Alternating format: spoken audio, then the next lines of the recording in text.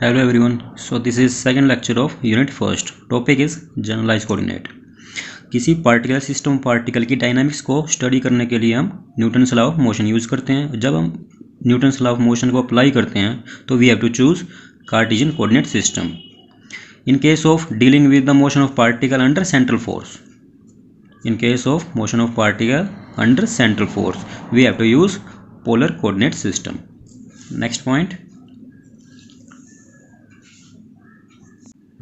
for dealing other problems we do not require coordinate system, but we write the equation of motion without the reference to the coordinate system. This approach is used while formulating Lagrangian equation. It is general method for setting up the equation of motion for all dynamic system.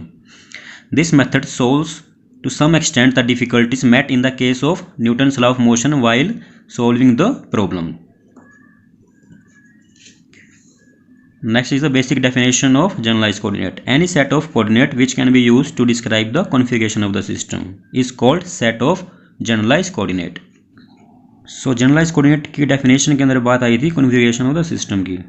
The configuration of the system which can be described by selecting the smallest possible number variable, and these variables are called the generalized coordinate.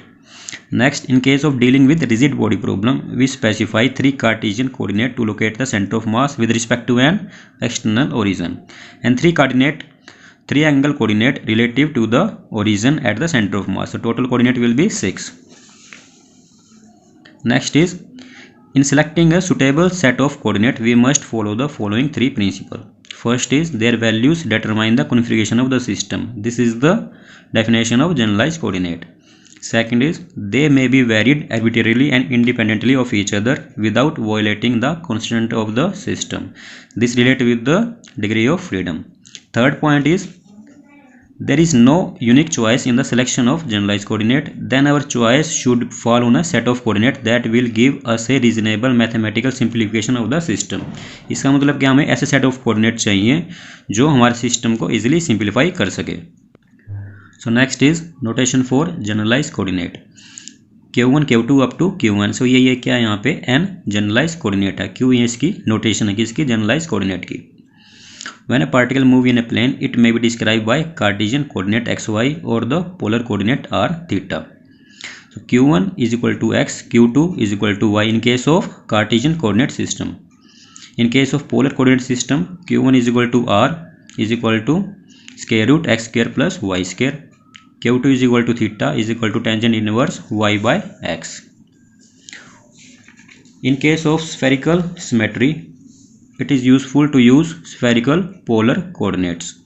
So Q1 is equal to r is equal to x square plus y square plus z square की power half. Q2 is equal to theta is equal to cot inverse z by x square plus y square half. Q3 is equal to phi is equal to tangent inverse y by x.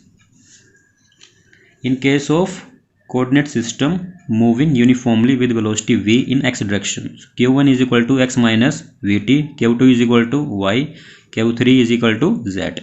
इसमें सिर्फ Q1 में change क्यों आया है, क्योंकि जो coordinate system है move कर रहा है x डायरेक्शन में, सो सिर्फ x डायरेक्शन के अंदर ही यहाँ पे चेंज आएगा. We can always express generalized coordinate as some function of Cartesian coordinate and possibly function of time. So Q1 is equal to Q1 x1 y1 z1 x2 y2 z2 up to zn t time.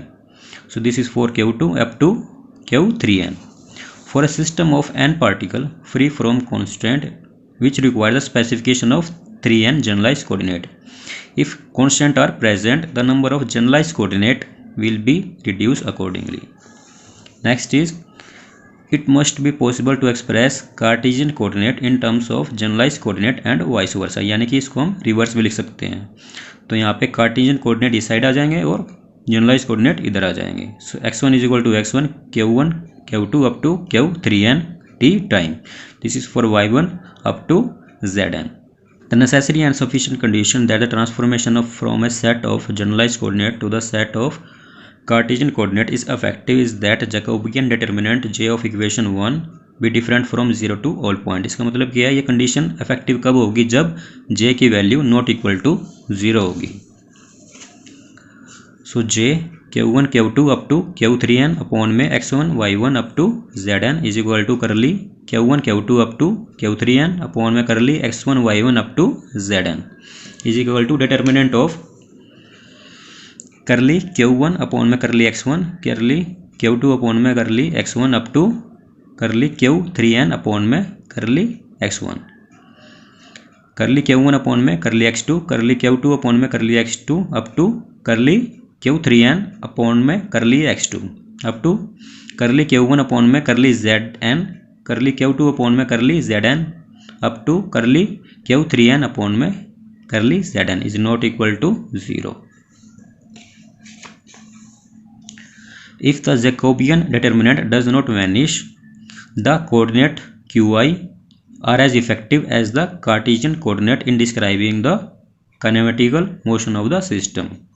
यानी कि ये condition effective कब होगी, जब j की value not equal to 0 होगी, यानी कि वो वैनिश नहीं होगा उस टाइम पे।